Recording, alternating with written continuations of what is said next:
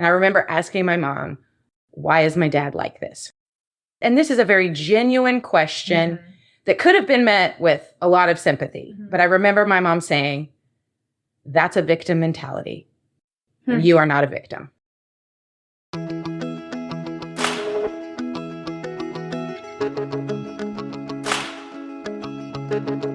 Welcome to Scholé Sisters, where we are cultivating the maximum number of thinking moms we can.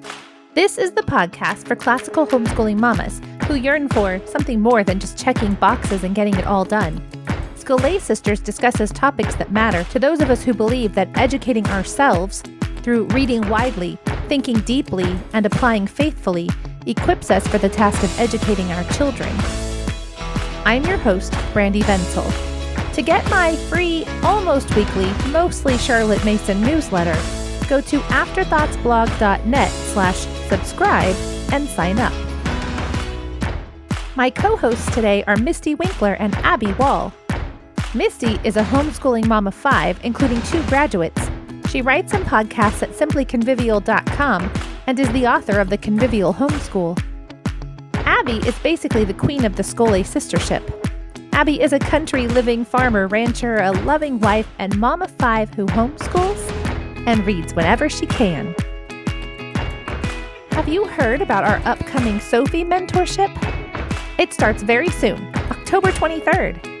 If you like today's podcast discussion, you will love the mentorship because we'll be spending extended time immersed in ideas surrounding being an adult and becoming a strong leader. In fact, the mentorship is called Grow Up, Courage to be the adult in the room. We'll be reading from 4 different books, including the classic Art of War by Sun Tzu, and having various types of rich discussions as we flesh out how to grow up so that we can better mother our children. Just go to scholésisters.com/sistership and join as a Sophie to be part of this fabulous 4-month study. That's scholésisters.com/sistership. Today's episode is the annual episode we recorded at the retreat when we were together in real life, which means I have to apologize to you, like I do every year, for the sound. You'd think it'd be better in person, but the reality is that a single shared microphone is a questionable idea. With that said, we had a blast discussing a portion of Edwin Friedman's excellent book on leadership, A Failure of Nerve. You're going to love this conversation. And so, without further ado, let's get to it. Let's start off with our Scholé Everyday. Who would like to go first? I'll go first. So this is Misty, and I've just started on The Incarnation by Saint Athanasius. It's been on my list of books I probably ought to read for a very long time. And a friend mentioned a few weeks ago that it was the next book she was going to start. And I said, oh, well, tell me when you start, and I will read it with you. Nice. Because I should read that book, and it's Friends Don't Let Friends Read Alone. So That's right. I also need another book for my 5x5 challenge this year. And this one will help significantly. It's small, but definitely counts. The version that I bought has the foreword by C.S. Lewis. C.S. Lewis's essay on reading old books was actually written to be the preface of On the Incarnation. And so that was fun to begin with. And he points out that one of the ways you can tell this is such a great work is what he calls his classical simplicity. He said he doesn't know much Greek, and yet he was able to parse out what Athanasius was saying, just looking at the text. And he says, you can tell a great mind by his ability to take really big, complex, important ideas and explain them to a lay audience. And that was Athanasius's goal.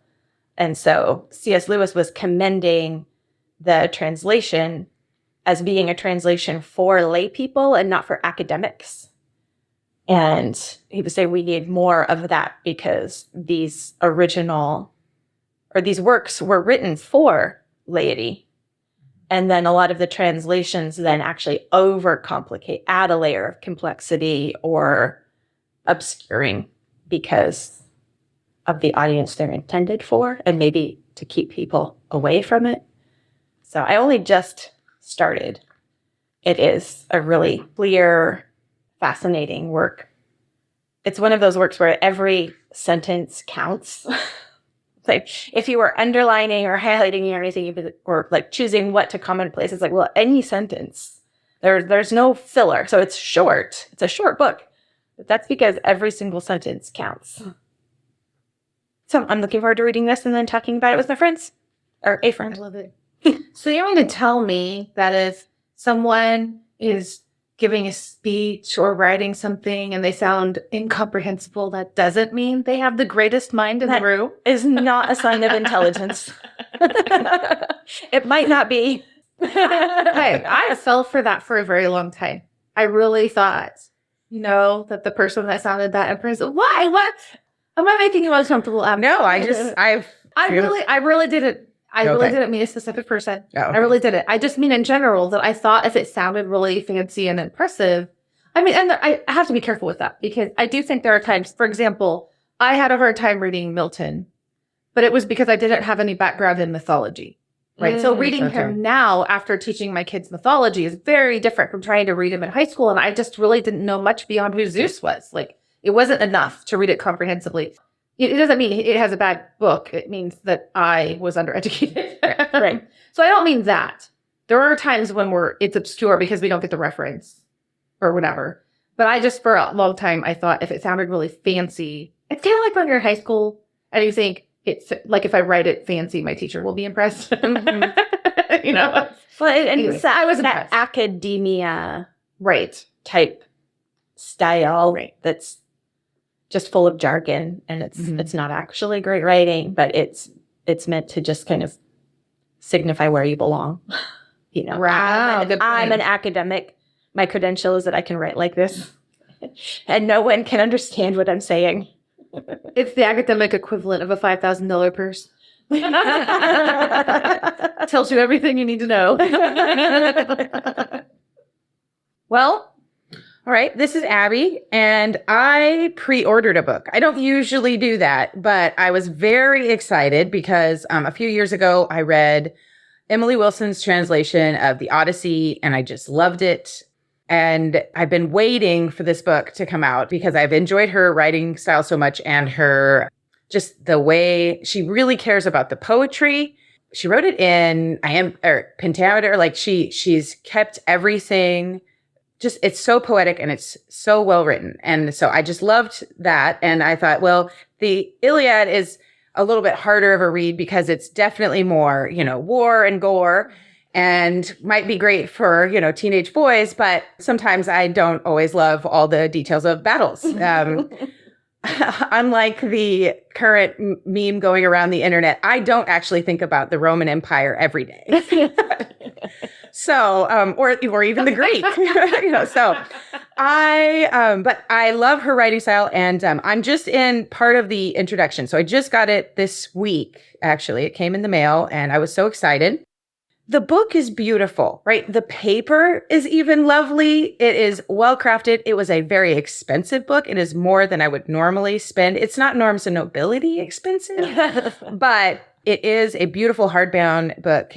And I was very excited to get it. So she always puts a lot of front matter in about her translation process and how she comes out. And then she also explains a dactyl and a hexameter and a basical metrical unit, right? She talks about the poetry of it so that, you realize that she really did do a great job of doing these things, and a little bit of translation notes and why she chose certain things over others. And she gives some information. So I really love it. It's going to be good. My son, my 15-year-old, is reading Emily Wilson's translation of The Odyssey this year. And then so hopefully we'll do this next year, and it will be great. Fun. Awesome. Well, mine is a book I don't have because it was on Audible. So I could bring it with me, and I can't read you a quote. That's the thing I hate about audiobooks. Yeah. But it was the kind of thing that I knew I wasn't going to be able to make time for anytime soon. And I wanted to make time for it because it was a book reflecting on COVID, and I didn't want to read it, in 10 years when it's so far away. So it's The Bodies of Others by Naomi Wolf. And I don't know if you're familiar with her. I love her. I've followed her career since the 90s when she worked in the Clinton administration. And she's a very fascinating person to me. Democrat, liberal, the whole thing. But she's a classical liberal. So she believes in freedom of speech. She's basically one of the many liberals that are marooned since the Democrat Party has gone off of the deep end and tried to suppress speech or suppress religion or whatever. And so this book is so interesting to me because she's been a journalist. She's rubbed elbows with all of the powerful elite, because she's reported from the UN or, Geneva or whatever, like just all these different places and all these different organizations. And she kind of understands the inner workings of all of these things. But then it's also her personal story of, for example, refusing to wear a mask in New York City. Oh. And so it is just super fascinating. Her vision of how specifically the Democrat Party has declined, and about how in the 90s, nobody would have stood for this type of censorship, it points to why everything's polarized, because it used to be that we disagreed on maybe military policy or some sort of public policy, but everyone agreed on the Bill of Rights. That was just like super basic. That was the compromise document that caused us to ratify the Constitution. And so anyway, her struggle, it's interesting because she's being now pegged as a right-wing conservative, crazy person, and she's really not. Like, you can tell that she's still a feminist. She's still liberal in many ways, but she's not a communist. Yeah, which is a different animal.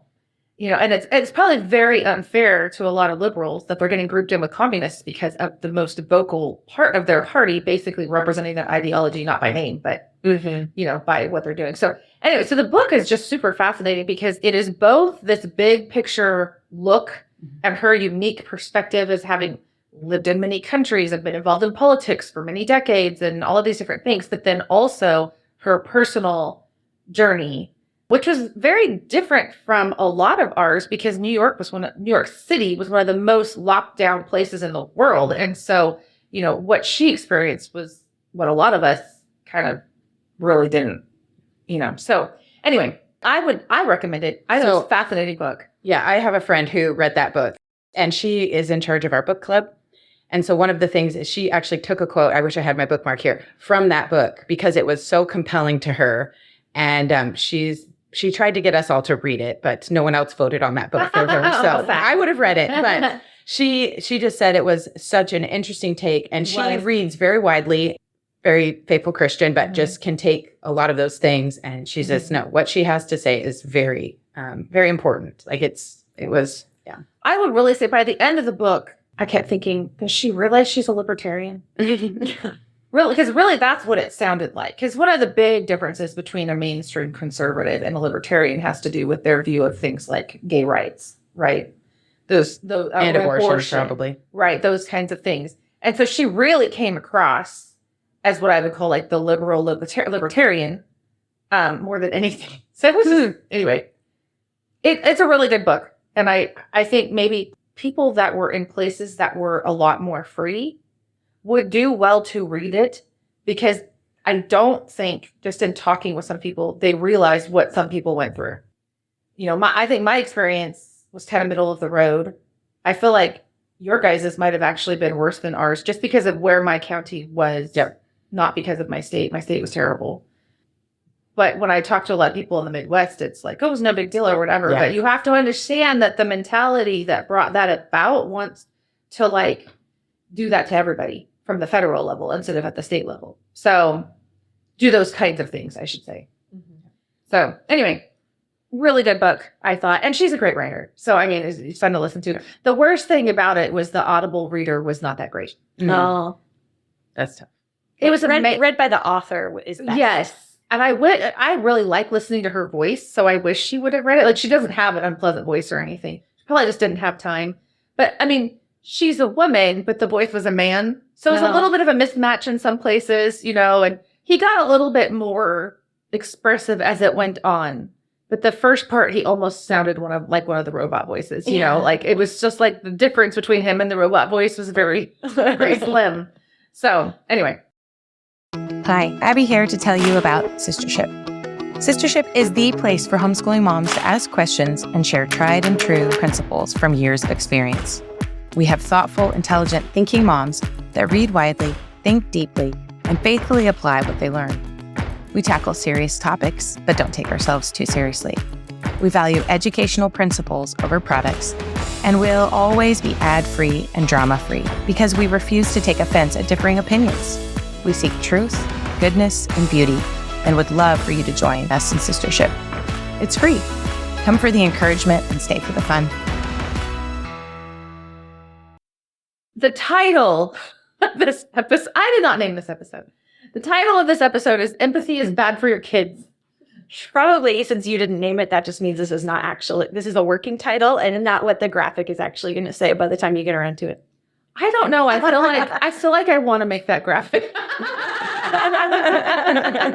because I didn't name it doesn't mean I don't own it.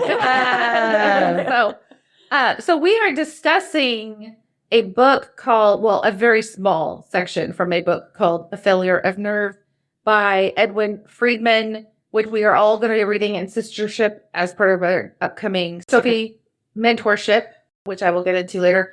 First, I was hoping that Missy would kind of introduce the book and explain ourselves for us.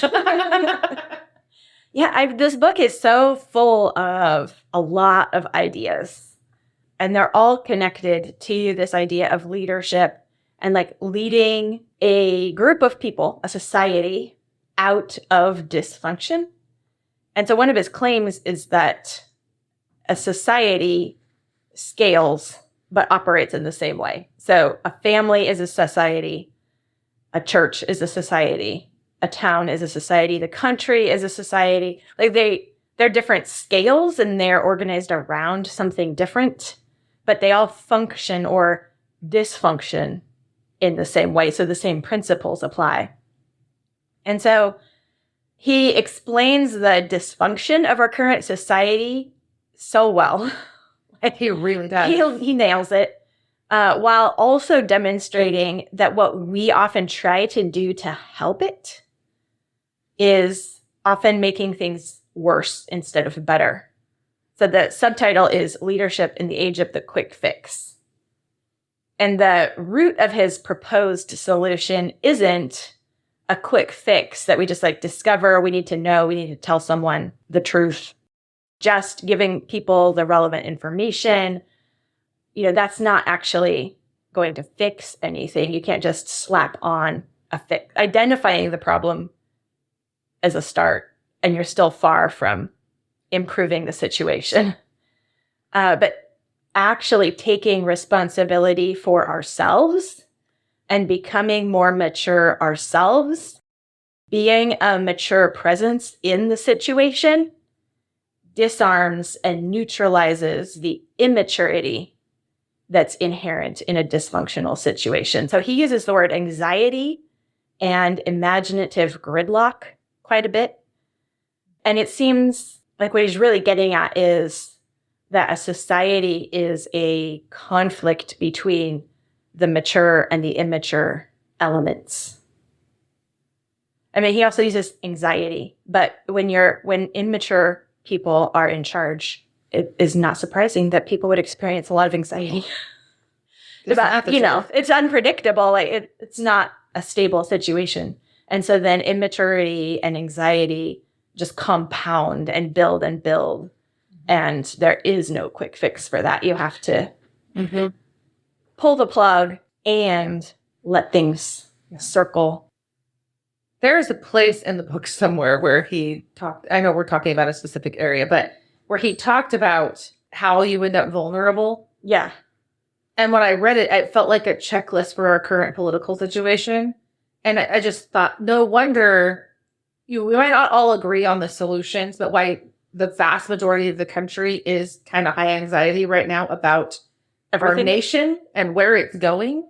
But it was like checking boxes, like, oh yeah, we have that, we have that, we have that. Right. No wonder we feel like we're vulnerable to enemies both from without and from within, right? We are because we tick every box on that list. Mm-hmm. And like the surface, the manifestations of the symptoms on each end of the political spectrum look different, but they're actually just anxiety. They're all pointing to the same problem. Yeah. This section we're reading or discussing today is on empathy. And he talks about more than empathy in the book. It's not a book about empathy, but this particular chapter really is focused on empathy. He called empathy a fallacy. And the title of the chapter is interesting to me because it's called Survival in a Hostile Environment. Our angle on this is really looking at this through the lens of motherhood. Mm-hmm. Because just like how Misty said, he goes all the way from actually the human body itself. He talks about pathology and, for example, cancers, rogue cells, and how those develop. And he uses those as an analogy for problems. But he's going up through all these different levels of society. But of course, for all of us, the part that we play really is in our motherhood. That's where we do most of our leadership. I can't think of a whole lot of things I lead outside of these children God gave me. So that's what we're going to be talking about today, this idea of empathy. We have a 3-part outline, basically, but it's based upon a sentence that he said. So should I read it? Sure. All right. As lofty and noble as the concept of empathy may sound, and as well-intentioned as those may be who make it the linchpin idea of their theories of healing, education, or management, societal regression has too often perverted the use of empathy into a disguise for anxiety, a rationalization for the failure to define a position, and a power tool in the hands of the sensitive. And so really that's what we're going to be talking about today are those 3 prongs of how empathy gets perverted. And he often says he's really not interested in what empathy means. Technically, like if you looked it up in the dictionary, you probably would think, oh, what's the big deal? He is interested in how we use the word empathy and how it is used to manipulate us. Yeah, and used as a weapon. So I'm going to repeat those 3 prongs before we get into the first one. So it's empathy is used as a disguise for anxiety, rationalization for the failure to define a position, and a power tool in the hands of the sensitive. So let's start with the first section. Well, and the sensitive is put in quotes. Right. So like, meaning sensitive people, how it's a power tool in the hands of sensitive people. Mm-hmm. Yeah. Which would be part of his chronically anxious. Right. Yeah, I think he puts it in quotes because there's a sense in which there are sensitive people that we are supposed to be supporting.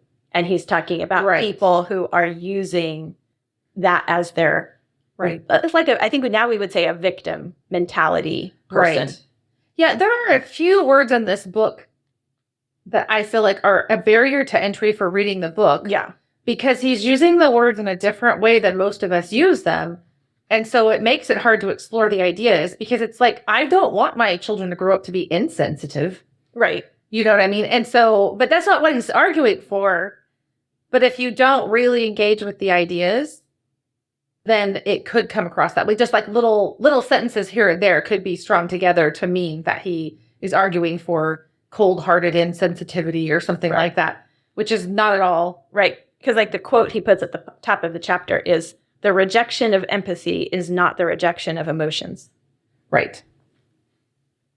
So let's talk about how empathy becomes a disguise or is misused as a disguise for anxiety.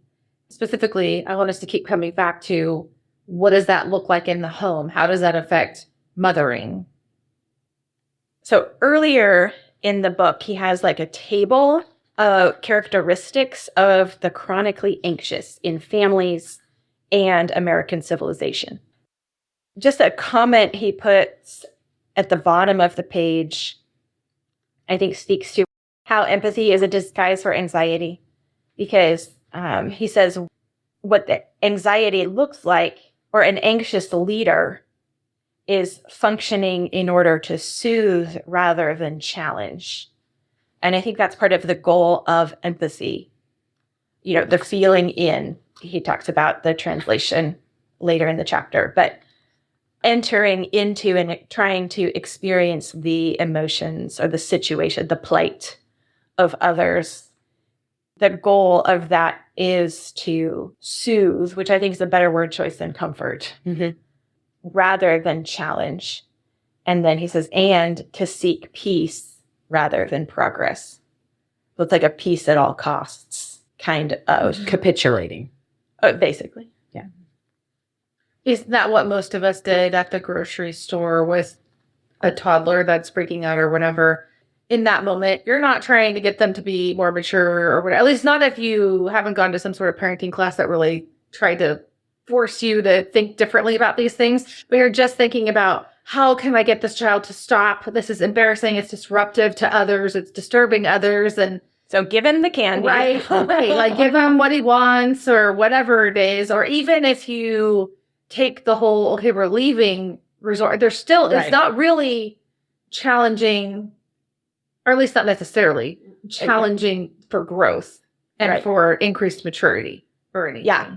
If you're giving him the candy or just trying to do anything to soothe the situation and pacify, then you're thinking about appearances, you're thinking about yourself. You're not really focusing on how can I use this situation to help this child grow? And there actually is a huge opportunity in that moment to help them grow and mature that is so easy. And it's our default setting to squander those and then wonder why our kids aren't very mature. I don't think society is very supportive of mothers doing that. For sure. So, like, I remember being very aware of how uncomfortable my children were making other people. So it sounds like I'm doing good for others to try to short circuit this situation in the fastest. And I can't say I was ever given the candy person, but I don't know that I was really using it as an opportunity either. I was kind of like somewhere in the middle. But a lot of it had to do with this desire to make other people comfortable. Right. But that was not for the good of the child. It was for the good of these other people who shouldn't have been my top priority, because my job is to raise these kids up into healthy adults. My job isn't to make everybody in the grocery store happy. Apparently my child thought their job was to make everyone in the grocery store unhappy. But or like being the mean mom at the park. Like, I don't know how many other moms rescued my kids from their situations they got themselves into. If you got up there, you can get down. You know, and they weren't, as long as they weren't like actually going to hurt themselves. They needed to just sit there a minute and think about figure something out. Yeah. I was thinking, I was one of those moms a little bit. When Haley's kids were little and we were at the park, one of hers, I was always rescuing that child. That child always climbed higher than I was. I think it had just been too long since I'd had little kids. And so I was turning into that anxious, which I wasn't with my own kids. But Haley finally was like, you don't have to help her. She'll figure it out. I'm like, sorry. Yeah. Or just sitting on the bench reading and other people come and tell you what your kids are doing and being okay with saying, I think they're okay. Yeah. Right. Because my kids never used playground equipment appropriately or as designed. Right. I think this list of characteristics of chronically anxious families that you're pointing to does help us think about empathy as a disguise for anxiety. By disguising, I'm thinking about it's covering it up. Right. Yeah. It's you're ignoring it. It's saying something untrue Yes. about the situation through our actions rather than our words usually. But I just want to read some of the things on the list. I do have one example. Okay, do it. Okay, so for my kids who really, really struggled with reading, if I would have disguised that as it's okay, eventually you'll get there.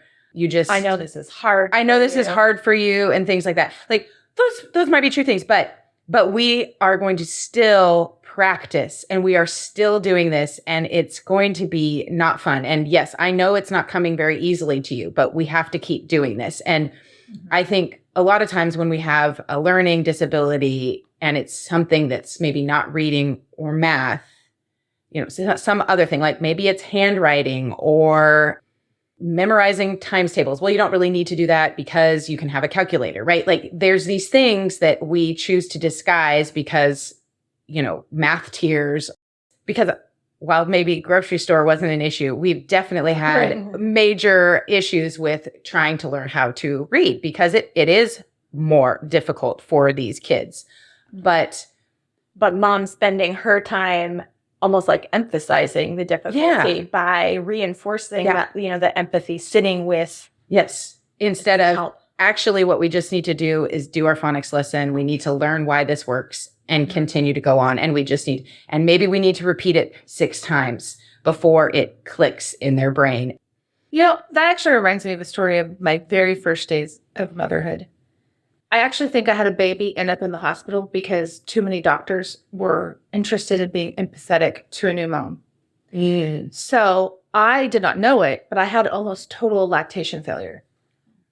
And so I don't remember the exact timeline because I also had like an infected C-section. Like it was just a really bad situation. I had an emergency C-section. I had an infected C-section. I have this baby that's not nursing well. I mean, there were just so many things that happened. But I remember the day that my son was admitted into the hospital, that morning I'd had a follow-up with my OB.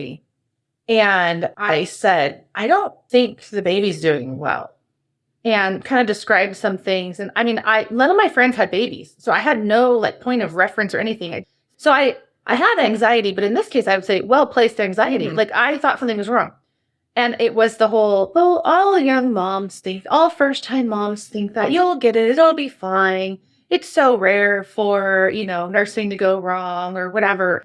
But nobody really looked at the baby to see if my concerns were valid. And what did I do? Well, he gave me empathy and I felt better. I felt better about the fact that my baby probably would have died in the next 24 hours had I not kept going. So then I called the pediatrician to take them in. They even weigh him. He was lightweight when he was born. He's lost weight. And they again tell me, oh, he's fine. But then they give me formula and they're like, maybe you should supplement or whatever. But by the time I tried to do that, he was so listless that he couldn't even suck down a bottle. So we ended up in the emergency room with this baby. And really the only thing that saved me from a CPS phone call is that I had been to these doctors and these doctors had been more interested in making me feel better than in making sure the baby was okay.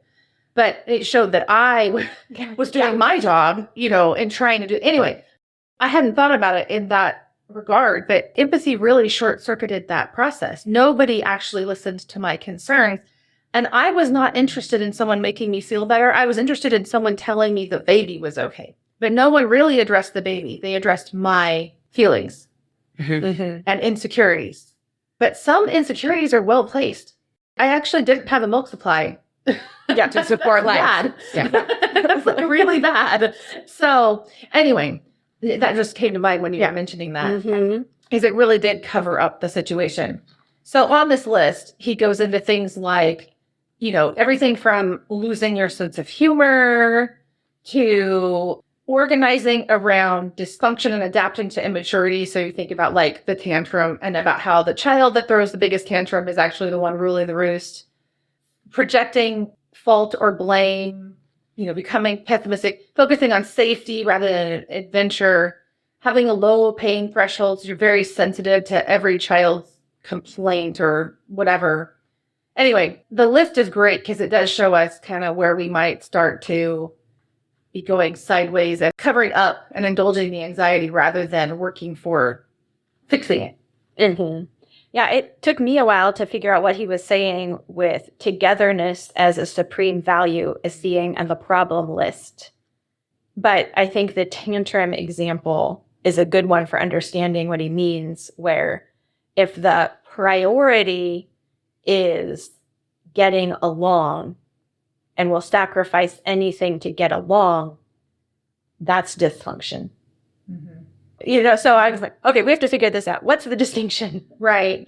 But real togetherness, functional, healthy togetherness is people oriented around truth, things outside of themselves. And you don't sacrifice truth or any virtue for the sake of togetherness, because it ends up not actually being togetherness at all. Right. And it's like codependency kind of. Right. Well, and the togetherness of the teen years looks like the families that won't allow the children to leave. Right. Yep. Or like the stereotypical Johnny doesn't actually want to work in the family business, but nobody cares that Johnny's not fit for the family business because that's what we do, and so they're not allowed to differentiate, which he talks about differentiation. I really appreciated that as someone launching kids. Yes. His sections of differentiation are great because not to get too far off topic, but this idea that when people are cutting off their toxic parents, it's because they have not learned how to differentiate in the context of the relationship. So they're not really differentiating. They don't know how. So the only thing they can do is basically divorce their parents or siblings or whatever it is. But differentiation has not been allowed. Right. So, but it starts in the home, and it starts with us respecting the individuality that God gave to each child. Mm-hmm. So the togetherness becomes toxic in a different way when they're older. Oh, yeah.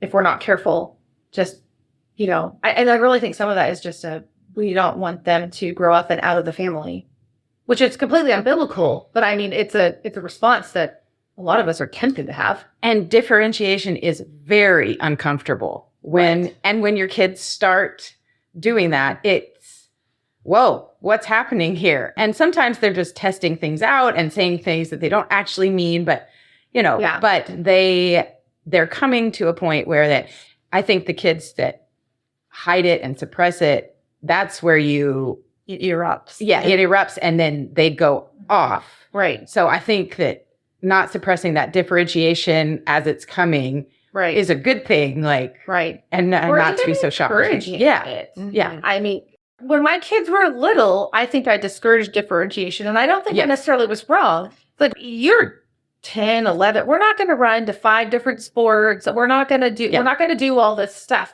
But then the temptation is now we're in high school and I'm going to tell them all to choose the same sport or the same activity or the same. I mean, do you know what I'm saying? Like there's a point where it's like, this is good for the family. Yep. Mm-hmm. And then now it's no longer good for the family that we're all the same and we're all doing the same thing all the time. Mm-hmm. And that transition can be difficult, especially if you weren't expecting, if it wasn't on your radar that's a thing. Well, I mean, there's selfishness that gets triggered too, because who's inconvenienced by that? Mom and dad. Dad has to pay for it. Mom can't drive everybody. Yes. Well, and I think empathy disguises that kind of anxiety. One way that happens is mom, usually, joining whatever the other opinion is. So the child tries out a different opinion or does some thing to try to differentiate. And the empathy is, oh, I'll be there with you.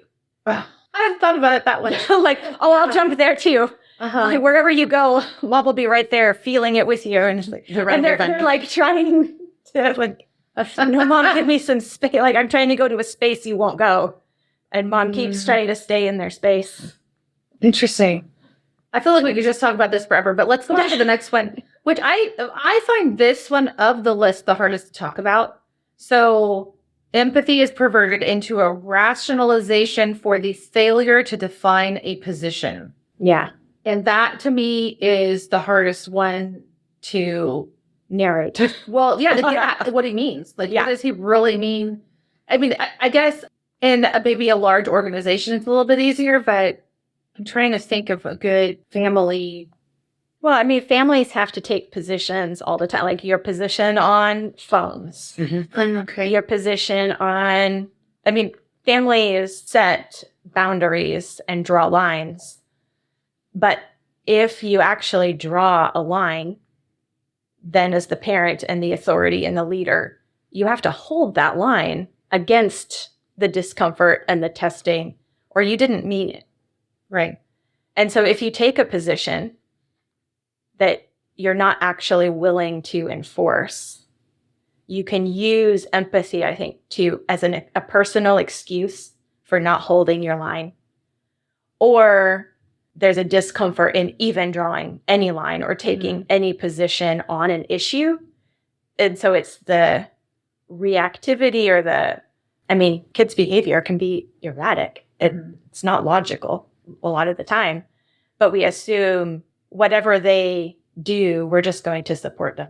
And you can see that, hopefully not in too many of our listener families, but, just broadly, like, oh, whatever, I'll support you in whatever. And he's like, actually, no, you can't do that.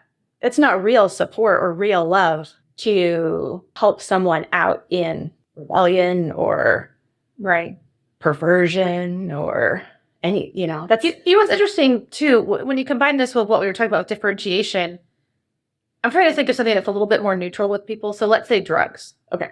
And let's just say a mom, because my mom had a friend like this. Drinking is illegal, but we're going to let them drink at our house in high school because it's safer if they drink at our house than if they go drink in the orchards with the farm parties or whatever.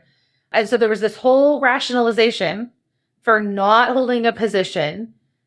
But what's interesting about that is it's preventing differentiation. Because like you're saying, mom is now going with the child into the dark place. Guess what? There's no place to come back to. Like one of the things with differentiation is a lot of kids that rebel actually bounce back. But if mom and dad go in rebellion with the child, there is no bouncing back. I mean, unless they all bounce back together, which now you know who's really in charge, and it's definitely not mom and dad. Sometimes when you're holding the line with a rebellious child, for example, really you're giving them the healthy landing place for when their head clears a little bit or when they reach rock bottom or whatever it is. If mom and dad start doing pot with Junior, then Junior has no safe place to go when he realizes that pot is ruining his life. Right. So you have the prodigal son situation. But now mom and dad are in the pigsty with him. Yeah. We had a situation with our kids over movies. One of my daughters was like, how can you're letting him watch these movies? You didn't let me. And it was interesting because she had misunderstood how we defined the position. That you didn't let me do this at this age. Right.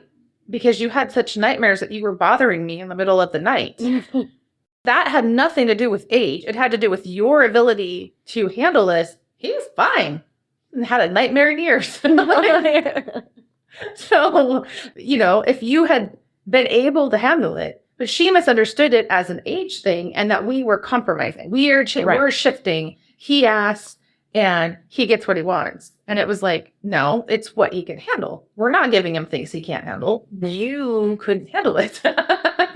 So, sorry, you didn't get to do that until you were much older. But it's an interesting thing to define a position more clearly. It's not when you get pushed back, you don't realize really what was going on. I didn't feel the need to tell everybody that. In order to explain that position to her, you had to be very non-empathetic. That's true. I didn't think about that, but that's true. And she knew. I mean, immediately the recognition on her face, but, oh, you're right. Right. Because she's even like, even now, I can't watch Hunger Games after 9 o'clock or I have a nightmare. It's like, yes, that's why. So in just a little bit before this section, he says, but dialogue is only possible when we can learn to distinguish feelings from opinions and recognize that the background or personality of a person is totally irrelevant to the validity of what he or she is saying. I think we should frame that. Yeah. So, I had a situation. I probably shouldn't say it. But I had a situation where that came up this week. And I did not realize that maybe I was parodying him when I responded to this person. I mean, I think particularly women are prone to doing this. I mean, really, it's a genetic fallacy is what it's called in logic. But where you just feel free to dispense with this person's sentence, which may or may not have wisdom. But you feel free to dispense with it because that person was whatever. A lesbian, a feminist. Like, what if I dispense with everything Naomi Wolf said because she's different from me?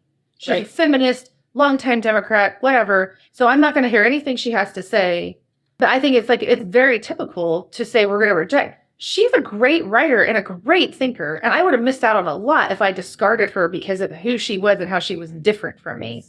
But there are so many times when we reject, we give ourselves a pass on dealing with the ideas. Right. By saying, I don't have to listen to this person. And you don't have to listen to someone who's just mired in gross, disgusting sin. Absolutely. But that's not the conversations that I'm having with people. And that's where the difference is. It isn't in, that you're either okay with talking about people or talking to people who disagree with you or not. It's like, well, what is it about those people who disagree with you? Are you actually having a meaningful dialogue Right. based on ideas where you're and being challenged to clarify your own position, or is someone just trying to pull you down into the muck and you got to stay away from? What I think is why Proverbs back to back says, answer a fool according to his folly, don't answer a fool according to his folly. Like, why are those back to back? And it's because some discussions are fruitful and some aren't.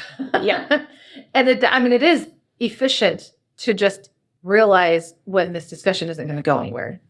I mean, even if it's just a family conversation where it's so emotionally charged, like, let's revisit this in a day because this isn't going anywhere. I mean, it can be really basic. It doesn't have to be this horrible situation, but there is a point at which.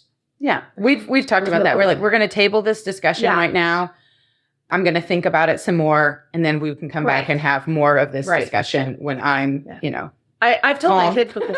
I've told my kids before, if you want me to say no, then you will force me to answer you right now. But if you would like me to think about this and then give you a well-reasoned answer and maybe say yes, then you need to back off. Because hounding me means I'm just going to be like, nope, not happening. Okay. The other underlying piece, the great myth here is that feeling deeply for others increases their ability to mature and survive.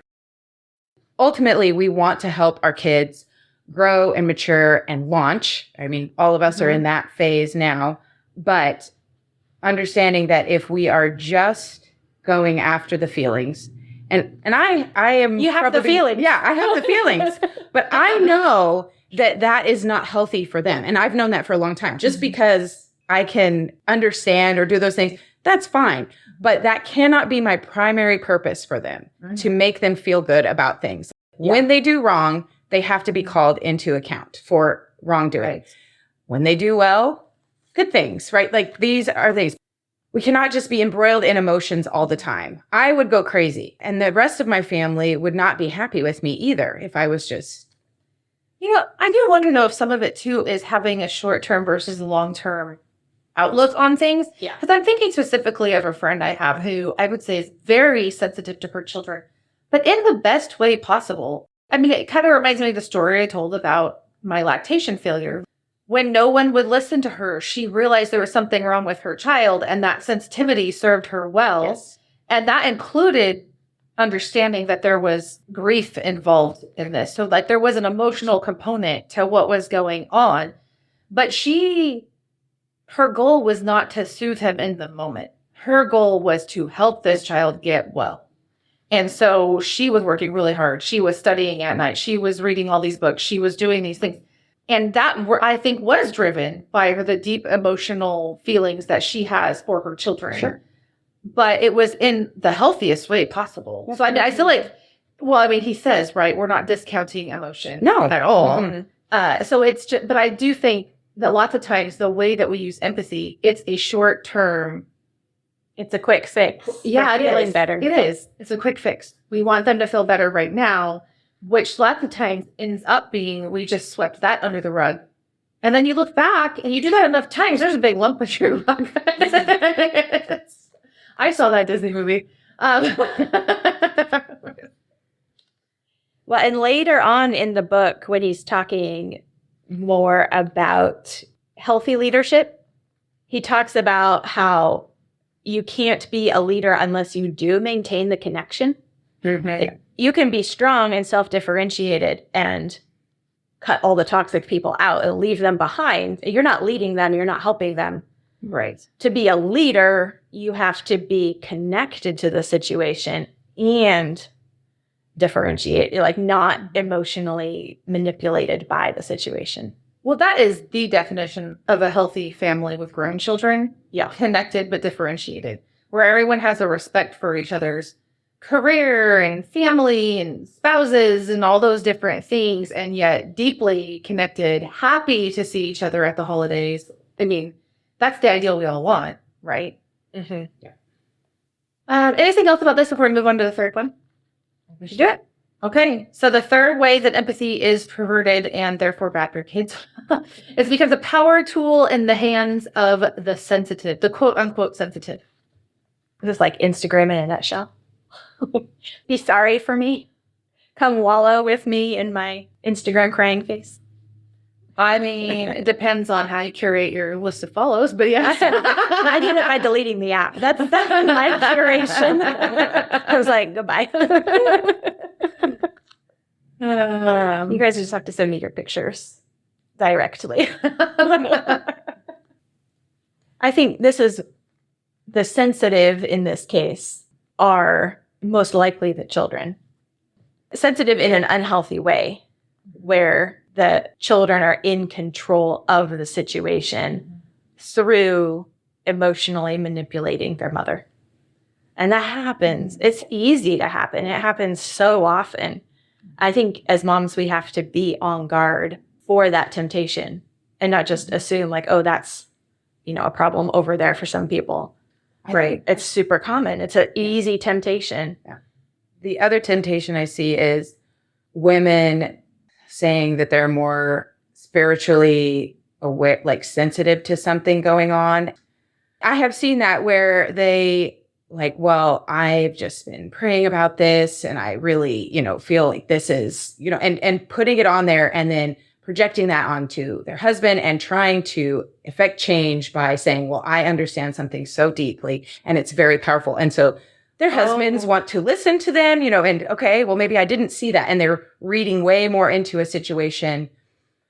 And I see. So not others empathizing with them, but saying, because I am so empathetic. Yes. I have the wisdom in this situation. Right. I just have a burden on my heart about this. Right. I mean, I've heard these words said and I just have this, and I'm not saying that certain people don't have, right.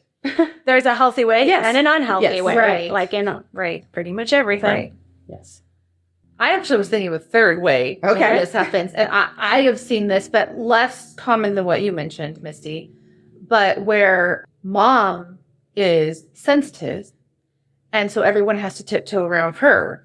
And the kid's behavior is governed by mom's sensitivity. Now, if mom is like got the flu and totally miserable, I think it's totally fine to train the children to leave mom alone, quiet down. She has a headache. But when you end up with everyone's always catering to mom. Mom is sensitive. Mom has these issues. I don't know. I don't want to be too specific because it's not like I'm picking on any one person. But I just have seen this where the kids have to cater to mom's needs. And what the kids can do, their ability to differentiate, if you will, is governed by mom's capacity. And if mom's overwhelmed, so really it's a way of allowing mom to continue to be a child. Mm-hmm. And she doesn't have to grow up. I mean, I know my pastors have talked about this from the pulpit before, where they like women will come to them. My husband has a drinking problem, whatever. She doesn't want to give up her evening drink. She doesn't want to give up having alcohol in the house. Their response is basically like, you are not a child. You want a better marriage situation. You're not willing to sacrifice a cup of wine in the evening that you don't, I mean, you're not addicted. Well, maybe you are. It's hard to think of it. But I mean, like, it's just, we can actually put a lot of demands on our children, I think, if we're not careful. Maybe it's easier to see the empathy when you think about what the proper response would be. And he develops later that instead of empathy, we need to each be responsible and then be calling others to responsibility. Right. So any kind of situation where one person is short-circuiting another person's ability to be responsible for themselves, and then also not taking responsibility for their own choices and the consequences, creates these dysfunctional, anxious situations. I think of that I've seen a couple low-income families lately catch some flack because they couldn't afford for their kids to be in certain activities in high school. So they encouraged the children, I say, really wanted to be involved, to get jobs and pay for it themselves. Like the parents were not going to say, like, all that money you're earning comes back into the house and it's going to help pay for things. Like the parents were still going to provide everything they had been providing. But if the kids wanted to do something that was not in the budget, they were going to have to do it themselves. And I've seen them catch flack for that. But I was thinking the alternative is to tell them no, basically tell them they can't take responsibility for themselves or for fixing So they're that situation. catching flack because kids shouldn't have jobs? Apparently. Oh. Yeah. I mean, I do think that seems to be, I wouldn't say a common line of thought, but It's the parents' job to pay for everything. Right. But I was thinking about that, like, if you're super low income, there are two options, and one teaches the child to take responsibility and try to get themselves out of that and maybe not be in that situation in the future. I'm thinking specifically of like, first generation immigrant kind of situations that we are aware of. That like, it's empowering or disempowering, right? Yeah. I mean, if you tell them, you have to stay down. yeah, I can't do anything to help you, therefore you have to stay this way, even though you're 16, 17 years old. I mean, Yeah.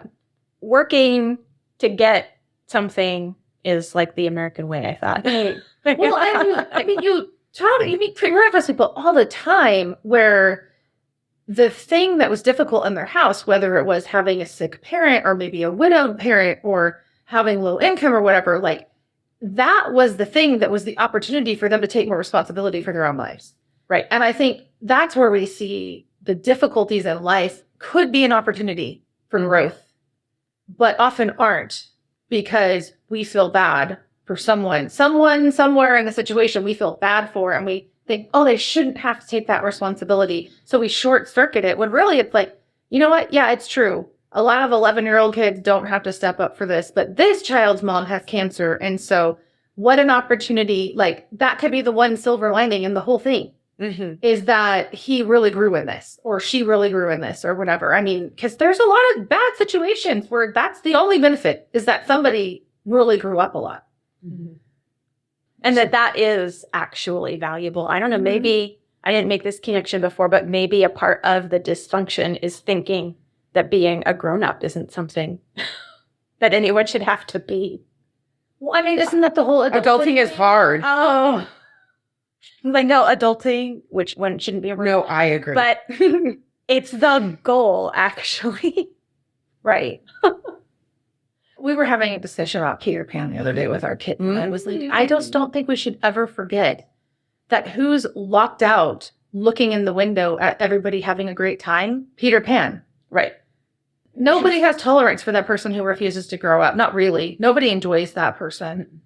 I mean, we all struggle along, but we're all also glad we're not the same person at 45 we were at 25, right? I know I am. I'm like in 40. So, yeah, there is a rejection of adulthood. Yeah, I think of being a grown-up. Yes. So he says, indeed, it is not even clear that feeling for others is a more caring stance or even a more ethical stance than challenging them to take responsibility for themselves. When I think of empathy being perverted into a power tool in the hands of sensitive people, first memory that comes to mind every time I read that is when I was in college. So this was probably like 25 years ago or something.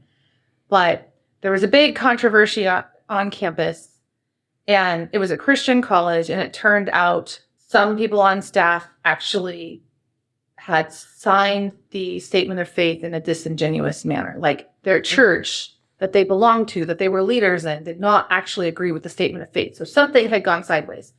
And so parents were mad. Students were, I would say, doing what students at this age do, which is having huge debates over the issue, right? Which a lot of us would say was actually really fun and made us think about all these issues for the first time. Right. Because a lot of us brainlessly signed the statement of faith. Oh, sure, I had to sign this to get into the college. Okay.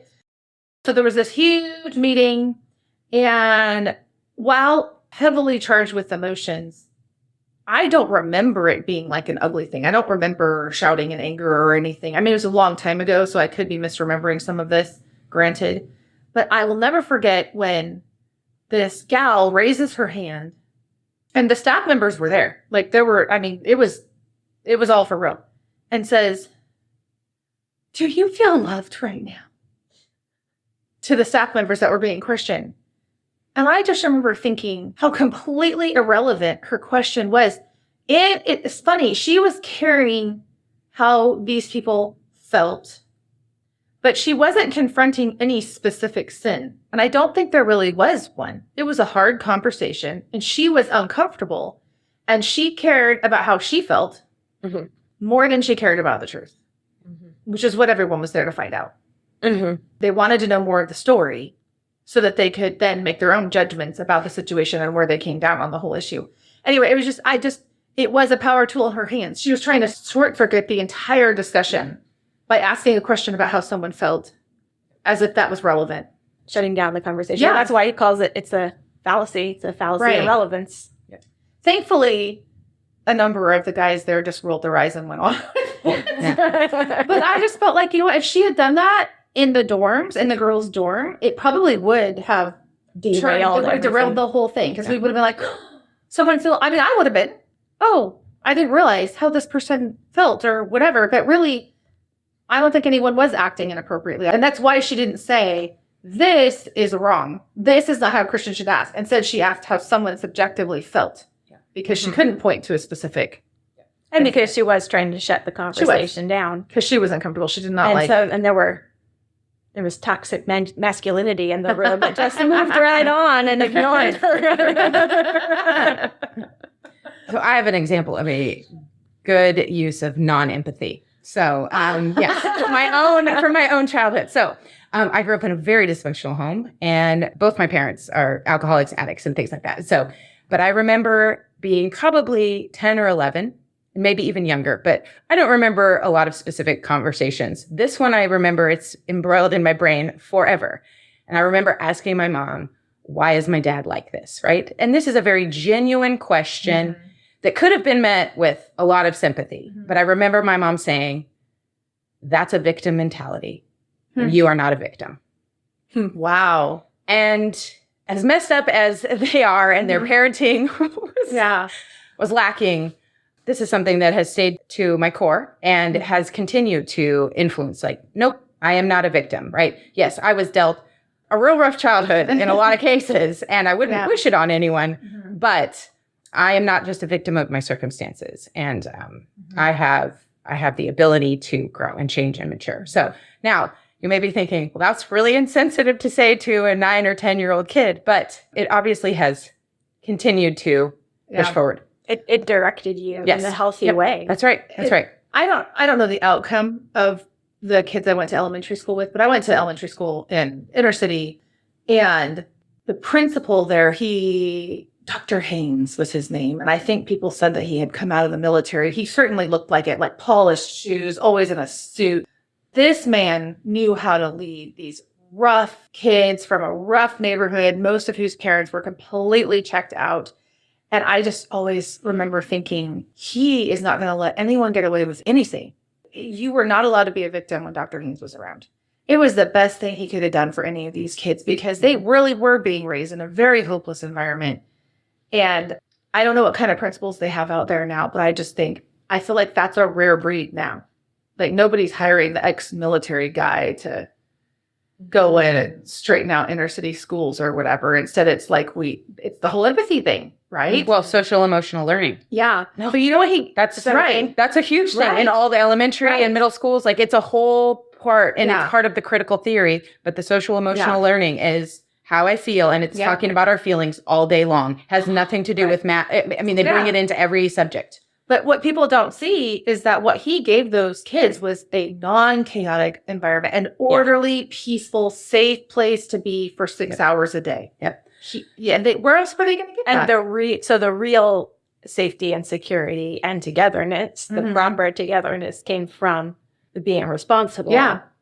And all of this, the anxiety environment, it thinks it's pursuing peace and safety. And it's prioritizing those things and not getting it, which is why it keeps ratcheting up and it just gets bigger and bigger and more problematic. Well, and it caused order and structure, and it took away the decision-making from those children, right?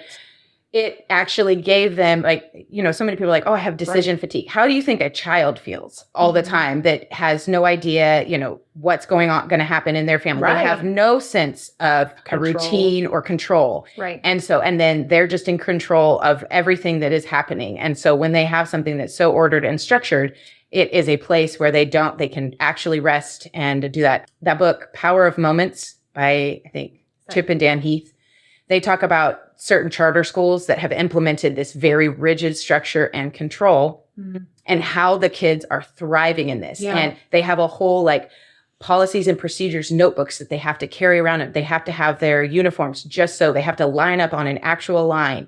And it's more of an inner city type thing. And people are just begging for their kids to be able to go there because it is so effective. And these kids who have never had anyone go, they have like 80% of them get to go to either a trade school or some sort of secondary schooling after college. And most of their parents had never even graduated high school. So it's, and they're not being empathetic to these children. They are empowering them to have discipline and they're calling them up to a responsible. And they're giving them a vision of a better way. I mean, he had these kids, Dr. Haynes had these kids so well disciplined that then he could give them, I think it was the fourth graders, would get a trip to the beach. And he would take them. And some of them, even though we lived 2 hours from the ocean, some of them were seeing the ocean for the first time. Because their parents never took them anywhere, right? And couldn't in many situations. Sure. But I was thinking about that. That was only possible. He could only give them this broader vision of the world because of all of the orderliness that he had instilled in them from the time they were in kindergarten and first grade. And so he knew that he could take this group of fourth graders and, he wasn't going to have like chaos on his hands at the beach. Well, it's clearly defined positions. Right? It's not a failure of that. And we're not rationalizing it. These kids don't have any hope. So we don't need to even worry about it. Nothing can be improved, right? Like this defeatist attitude, but having clearly defined positions about things like this is how you will dress. This is how you will act. This is how you will think. Yeah. So he says, that's like a perfect example for what he says on 146. Ultimately, societies, families, and organizations are able to evolve out of a state of regression, not because their leaders feel for or understand their followers, but because their leaders are able, by their well-defined presence, to regulate the systemic anxiety in the relationship system they're leading and to inhibit the invasiveness of those factions that would preempt its agenda. After that, they can afford to be empathetic. Yeah. That actually describes the principle so well. Yeah. He did have a well-defined presence. I mean, you knew when he was nearby. We need more men like that, actually. Yeah, the people who cause us to stand up a little straighter. Yeah, I certainly did. He was intimidating. Well, any parting thoughts? I guess I have a parting quote, actually. It's from the top of 147.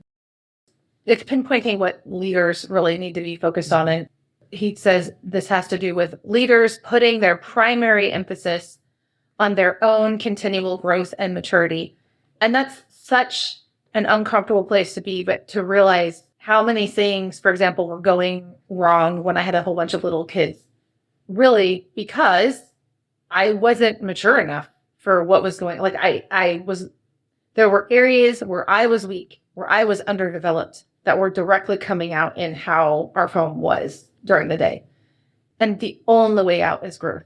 Like, there's just no way around it. So he definitely calls us to a higher plane in this book, for sure. I like how he calls out right before that this is not merely a matter of putting on one's own oxygen mask first. Right? Which I think is an analogy that could possibly be used correctly, but mostly seems to be like, I need empathy first. I need to feel good myself before I can help others feel good. And he's saying this is about being challenged to grow and mature yourself. Right. And then you're able to be that well-defined presence that helps others mature also. Yeah. And that's hard. Yeah. It definitely applies to moms, because if our identity and goals and all of our emotional being is all tied up entirely in our children, then they are the leaders. Like, you're not leading at that point. because you're being controlled by that. There's a pull-out quote on 144. Oh, In yeah. any relationship system, all disintegrative forces have one essential characteristic in common: their unself-regulating invasiveness of others' spaces. And so that's empathy. That's the idea of empathy, is it's an invasive, unself-regulating, like, let's just all sit in the dark hole together and everyone's going to be better the more people are in the dark hole. Like, how does that? It doesn't even work. It is so obviously not a good idea. That Yes, we need to understand that there are fixable things in this world. And in order to fix them, we have to be mature and responsible. right, that being mature and responsible is the fix. It's not a quick fix. Yeah. Right. Well, I mean, I think that's why this discussion is so uncomfortable. Like, reading the book can Yes. really, it's like little jabs at you when you're reading it, because you see yourself in certain areas. And we are in a society where we want hacks. Yeah, We always want the hack, right? What's the thing I can do right now that's going to make the pain point disappear? Mhm. And he drives you into the pain. right. And he says that's what a leader has to do. Yep. To lead well. Yeah. Your threshold of pain has to greatly I'm- increase. I'm now expecting all the exercise metaphors.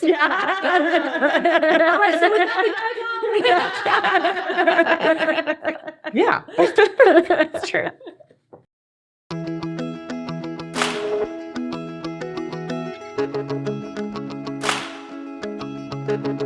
That's it for today. Thank you so much for listening and being a part of the Sisterhood of the podcast. If you enjoyed today's episode, share it with a friend and then discuss it with her. This is a great way to continue the conversation. All of the books and things we mentioned today are linked in our show notes. Just go to scolesisters.com/SS130 to check it out.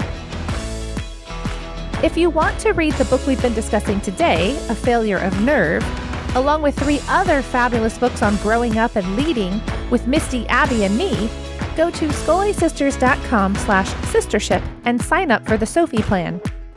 The Grow Up, Courage to be the Adult in the Room mentorship begins October 23rd. Don't forget, go to scolesisters.com/sistership and sign up. In our next episode, which is the one that was supposed to be this time, but I ended up switching the order around, Abby and I will be chatting with our friend Jamie Marstall about homeschooling high school and how outsourcing can help you do this successfully. Make sure you are following us in your podcast app because you don't want to miss this great conversation. Until then, we want to remind you once again that homeschooling is a marathon you needn't run alone, so open up your eyes and look around you. Find your sisters.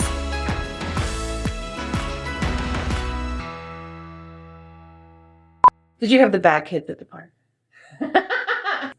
No, but apparently I had better behaved children at the grocery store than you two.